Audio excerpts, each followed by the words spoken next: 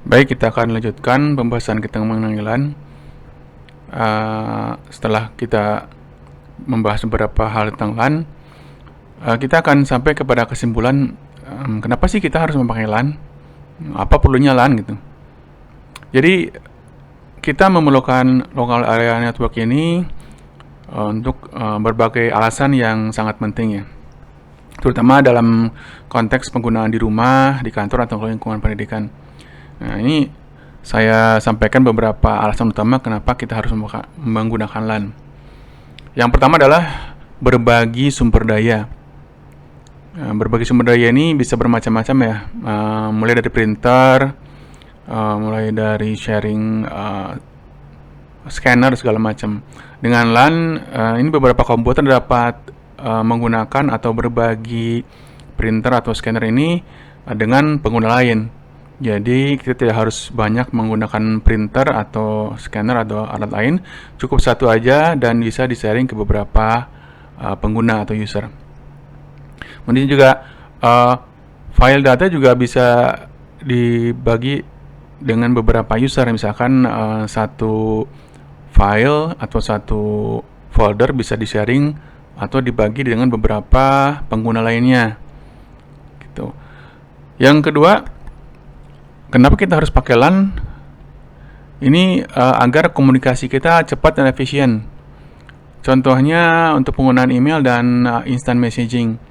Jadi LAN memungkinkan komunikasi yang cepat dan efisien antara pengguna melalui email internal atau aplikasi pesan instan atau sebutlah dulu namanya instant messaging ya. Ada beberapa seperti kalau zaman dulu ada Yahoo Messenger, ada Google Talk dan lain-lain. Kemudian kolaborasi, jadi pengguna dapat bekerja sama dalam satu project, tetapi bisa berbagi dokumen dengan pengguna lain. Jadi bisa saling edit, saling koreksi dan sebagainya. Kemudian yang ketiga adalah masalah keamanan data. Dengan LAN kita dapat mengakses, dapat mengontrol akses dari suatu data. Jadi kita dapat mengatur siapa saja yang dapat menggunakan data ini atau sumber daya ini, dan siapa aja yang boleh dan siapa aja yang tidak boleh. Jadi itu salah satunya untuk keamanan data. Kemudian backup, data yang terpusat juga memungkinkan backup bisa dipakai oleh semua orang. Jadi misalkan ada satu pusat data dipakai backup oleh satu orang, nanti backup-nya ini bisa dipakai orang lain atau dirinya sendiri ketika mengalami crash atau mengalami kerusakan di sistem mereka. Yang keempat adalah kenapa kita harus pakai LAN? Dari sisi efisiensi operasional. Jadi manajemennya bisa terpusat. Seorang administrator atau administrasi dapat mengelola dan memelihara jaringan dari satu lokasi saja untuk menghemat tenaga dan waktu. Kemudian juga untuk penghematan biaya, mengurangi kebutuhan untuk perangkat keras dan lisensi perangkat lunak yang terpisah untuk setiap komputer. Jadi tidak harus satu komputer satu lisensi, misalkan kita hanya buat di satu PC aja, nanti terpusat, nanti bisa diakses oleh semua orang atau semua user. Yang selanjutnya adalah kenapa kita pakai LAN, yaitu tentu saja yang paling penting adalah untuk koneksi internet bersama. Jadi dengan LAN, internet ini memungkinkan semua user bisa connect ke internet secara bersamaan. Jadi tidak harus satu komputer satu modem. Jadi satu modem saja bisa dibagi beberapa komputer. Kemudian berhubungan dengan kecepatan yang tinggi. Dengan LAN, internet dapat mudah diatur dan distribusikan dengan sesuai kebutuhan dari masing-masing user. Selanjutnya yang keenam, peningkatan produktivitas. Jadi aksesnya bisa cepat. Pengguna dapat dengan cepat mengakses informasi dan aplikasi yang mereka butuhkan untuk bekerja, untuk meningkatkan produktivitas kerja mereka. Kemudian juga bisa mengatur downtime. Jadi downtime ini adalah sebetulnya musuh terbesar di dunia bisnis ya, menurut operasional. Jadi kalau misalkan kita memproduksi sesuatu, apabila waktunya mepet atau terbatas, ini sangat bisa mempengaruhi produktivitas dari suatu produk itu. Jadi dengan jaringan LAN, waktu downtime kita bisa diperpendek menjadi semakin kecil, sehingga berdampak kepada produktivitas kerja. Selanjutnya, yang ketujuh adalah masalah skalabilitas ya. Dengan LAN, kita dapat dengan mudah memperluas atau menambah lebih banyak perangkat tanpa mengubah infrastruktur jaringan yang ada. Jadi tinggal kita extend, tambah extend, dan seterusnya. Kemudian juga fleksibilitas. Jadi jaringan ini bisa disesuaikan dengan kebutuhan dari organisasi, baik kecil, menengah maupun besar. Selanjutnya ke-8, kenapa kita harus pakai LAN? Untuk akses terpusat ke perangkat lunak. Salah satu contoh yang saya kemarin sudah pernah diimplementasikan adalah mengenai AutoCAD ya. Jadi dengan LAN terpusat ini, lisensinya kita bisa satu, nanti bisa dipakai berbareng-barengan dengan yang lain. Jadi tidak harus menggunakan beberapa lisensi untuk satu perangkat lunak yang harganya mungkin puluhan juta. Kemudian update-nya secara otomatis. Jadi kalau misalkan pakai LAN, kita update nggak usah satu-satu per komputer. Jadi bisa keseluruhan melalui LAN. Jadi setelah pemaparan tadi, bisa disimpulkan bahwa dengan LAN ini solusi yang sangat efektif untuk menghubungkan perangkat dalam satu area geografis yang sangat terbatas dan mendukung komunikasi, kolaborasi, dan produktivitas.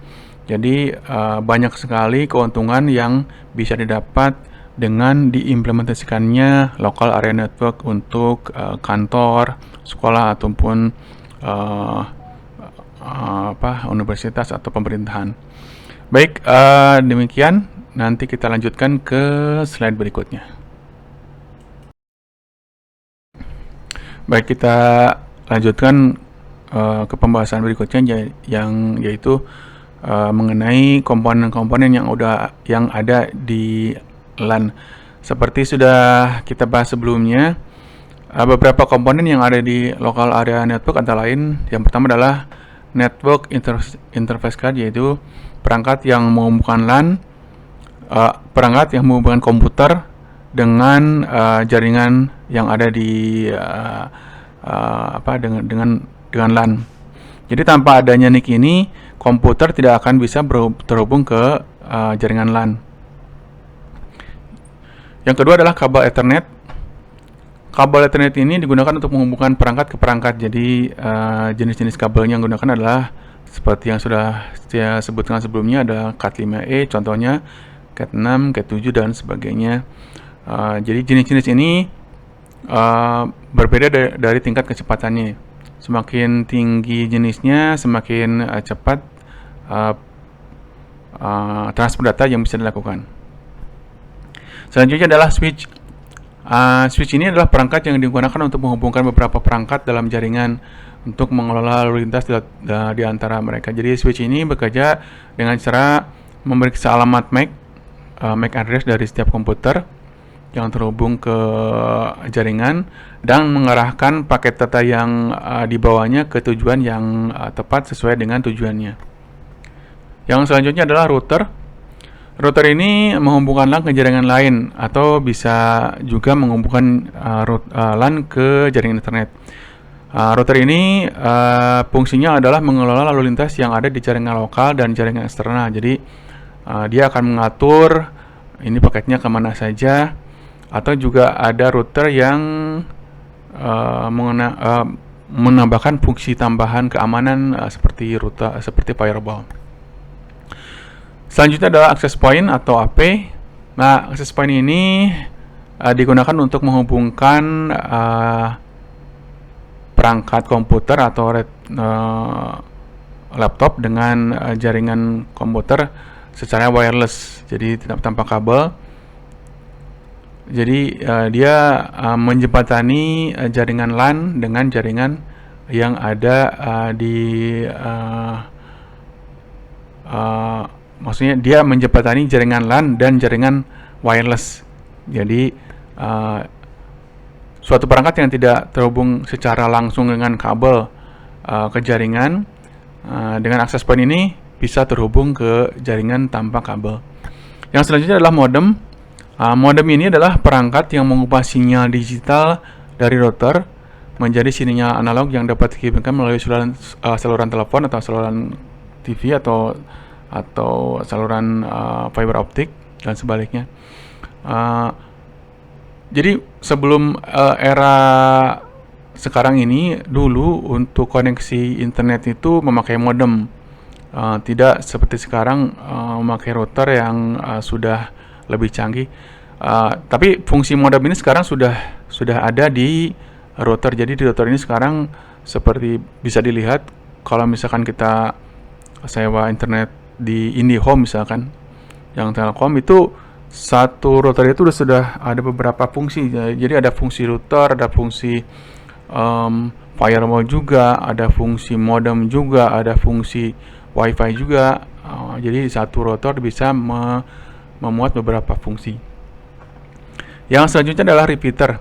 Repeater ini digunakan untuk memperluas jangkauan jaringan dengan memperluas sinyal yang melewati jaringan. Repeater ini bisa berupa repeater yang pakai kabel atau repeater yang berupa wireless. Selanjutnya perangkat yang ada di LAN yaitu hub. Hub ini sebetulnya perangkat sederhana yang menghubungkan beberapa perangkat dalam jaringan. Berbeda dengan switch, jadi hub ini mengirimkan paket data ke semua perangkat dalam jaringan. Jadi nggak hanya ke satu tujuan spesifik. Makanya hub ini sudah mulai ditinggalkan oleh pengguna-pengguna LAN karena memang kurang efektif. Tidak seperti LAN yang efektif membagikan data itu ke tujuan yang spesifik. Selanjutnya adalah firewall. Firewall adalah perangkat atau perangkat lunak yang digunakan untuk melindungi jaringan dari akses yang tidak sah atau akses yang tidak semestinya dari luar jaringan. Jadi firewall ini juga bisa memantau lalu lintas jaringan yang masuk atau keluar dari jaringan kita. Kemudian server. Server ini adalah komputer atau perangkat komputer yang spesifikasinya lebih tinggi dalam jaringan untuk melakukan suatu fungsi seperti untuk berbagi file, berbagi printer, untuk server web, dan untuk server database. Yang sebelah adalah klien. Jadi klien ini adalah kita atau user yang mengakses layanan yang disediakan oleh server. Jadi contohnya klien adalah komputer pribadi, laptop, atau handphone yang kita pegang sehari-hari. Yang selanjutnya adalah bridge. Bridge adalah perangkat yang digunakan untuk menghubungkan dua jaringan atau segmen jaringan yang berbeda. Jadi mungkin satu jaringan yang berbeda router, berbeda perangkat bisa dihubungkan dengan adanya fungsi bridge. Yang selanjutnya adalah patch panel. Patch panel ini adalah perangkat yang sebetulnya pasif ya, patch panel ini. Dia memungkinkan pengelolaan organisasi untuk kabel jaringan. Jadi dia hanya mengorganisasi aja supaya kabel jaringan ini terlihat rapi dilihatnya. Yang selanjutnya adalah kabel fiber optik. Selain dari kabel yang ada sekarang untuk jaringan tuh Cat 5, Cat 7 atau Cat 6, kita juga mengenal kabel adalah kabel fiber optik. Jadi kabel fiber optik ini kabel yang menghasilkan kecepatan transfer data yang sangat tinggi karena dia bentuknya cahaya. Jadi bisa dalam radius yang sangat jauh, kecepatannya bisa lebih cepat dari kabel tembaga.